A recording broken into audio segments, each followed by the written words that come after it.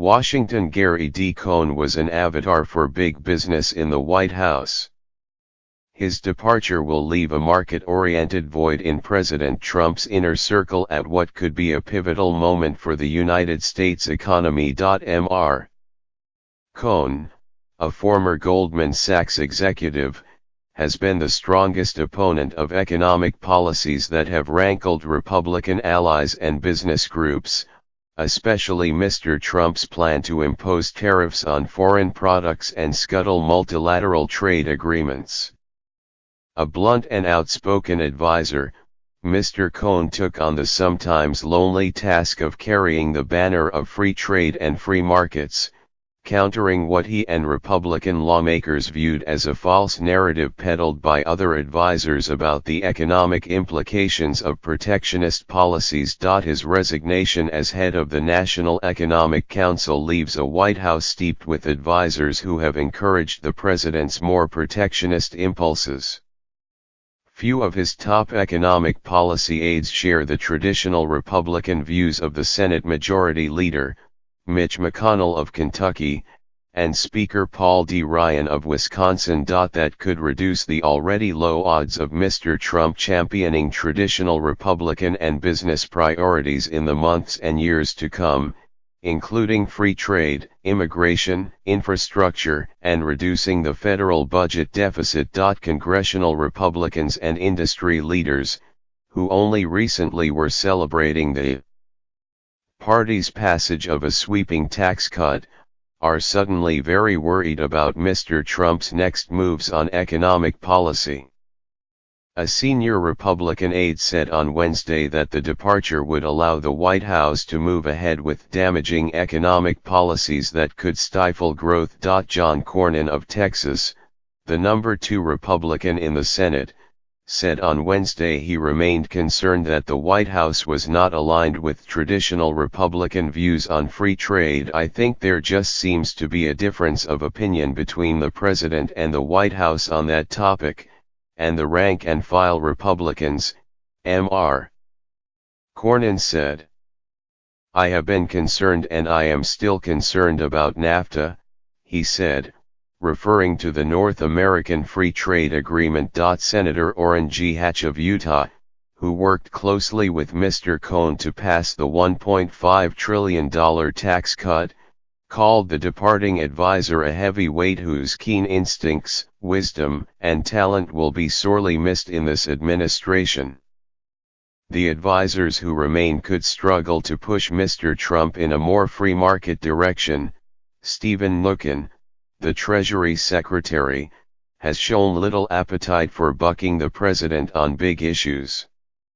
Kevin A. Hassett, the chairman of the Council of Economic Advisers, joined the administration several months in and does not appear to enjoy the profile within the White House that Mr. Cohn did. Like Mr. Cohn, Mr. Mnuchin is a Goldman Sachs alum with roots in progressive enclaves such as New York City and Los Angeles who believes in free trade and a pro-business economic agenda.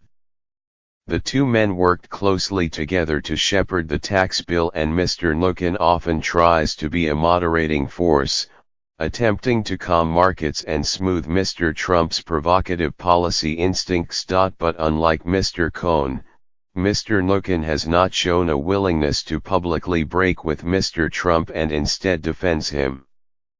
That tendency was on display this week when Mr. Mnuchin testified before Congress and insisted that he did not want to see a trade war. But when pressed about Mr. Trump's controversial tariffs on steel and aluminum, Mr. Mnuchin said he was fully behind them. In an interview with Fox Business on Wednesday morning, he said he was confident the tariffs would not hurt economic growth. As many economists have warned, we're comfortable that we're going to manage through this so that it is not detrimental to our growth projections, Mr. Mnuchin said. Mr. Cohn's departure comes amid the ascendance of advisors who have urged the president to take tougher action on trade. Peter Navarro, a trade skeptic who had been sidelined by Mr. Cohn, has been promised a promotion and made the rounds on Sunday talk shows to promote Mr. Trump's trade policy.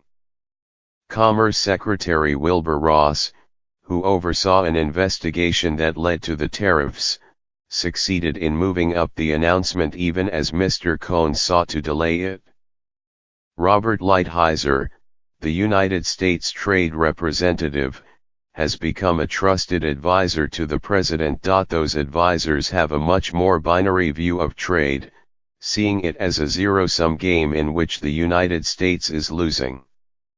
They have pushed the president to withdraw from deals like NAFTA unless trading partners agree to sharp concessions and to implement the type of stiff tariffs that he seems prepared to impose on steel and aluminum imports.